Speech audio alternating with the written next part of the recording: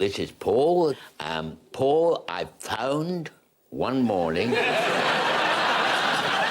bound and gagged in a bunker on the golf course next to our house.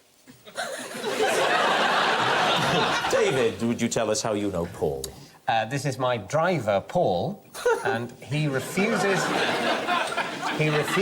to drink pints because his hands are so small. And finally, Sarah, your relationship with Paul?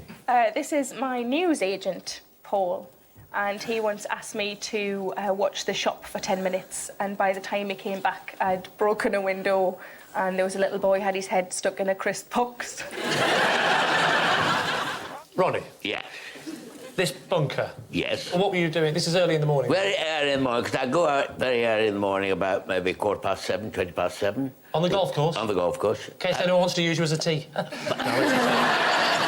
It is upsetting. It is upsetting. Mind you, I shouldn't worry, because the other day I walked out in my big golfing flat hat and the greenkeeper rushed out and says, "These bloody mushrooms are early this year." So thank you.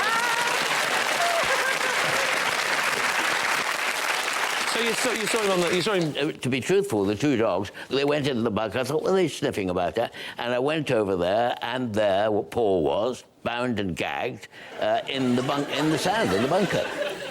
And then what happened? Well, then he was coming round, because I think he had a bit of a night the night before, so I tapped him on the cheeks gently like that, and when I was tapping the cheeks and I'd undone the stringy thing and string around your ankles, you were really relieved, came round, didn't you? And I took you back home to Anne for a cup of tea, a cup of bit of toast, and the dogs were very pleased to have found him. He'd been there all night. What was this? Was this some sort of prank? I mean, was it a stag do or something? Well, I didn't want to be too nosy about it. I wanted to look after him, get on the phone to his friend, right, have him collected and off the bloody premises. Okay. David, tell us about the whole business with the pints, then. What Paul told me is that he always chooses to drink bottled beer because when he holds a pint... Wait, this isn't at the wheel, is it? This is... No, but on a night out, he chooses to drink bottled beer rather than pints because he gets laughed at for holding a pint glass because he sort of has to use two hands. You weren't that small. Are you sure they're not serving it in buckets? Maybe there's some course you could go on to make your hands bigger. What about this boy who got his head stuck I forgot about in a him. box of crisps? Well, How did that come about? It was at the end of the school time, sort of 4 o'clock, and there was a rush of little kids, and one of them just wanted to get himself some crisps out of the box, and it was the last one, and he got his head stuck in because he sort of went in. The cardboard boxes with all the crisps in the with hole? the hole. Yeah. He couldn't quite reach, so he went put in his head in first. and it was stuck? Yeah. And you couldn't think of any way to unstick him? Well, I don't really do kids.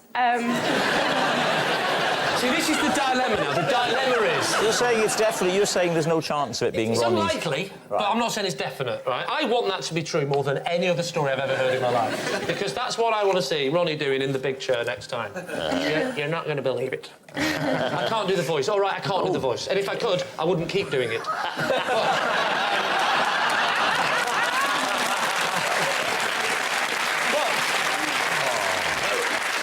Ronnie, can you do an impression of Rob? No. I've never felt the need to do an impression of Rob. No.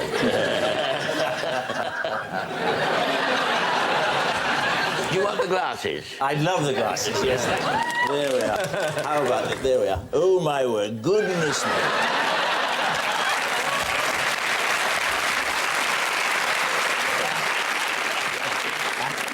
And in a packed programme tonight. Good Lord, you get vertigo in those. Oh, God. Nobody without these, you know. God. I think it might be Sarah because she looks like the kind of person that could break a window and almost kill a small boy in 10 minutes. I'm going to overrule my team and say it's Sarah. Oh, bold. OK, you're saying that it's Sarah and the news agent... OK. Paul, would you please reveal your true identity? I'm Paul, I'm David's driver, and I don't drink pints because my hands are small.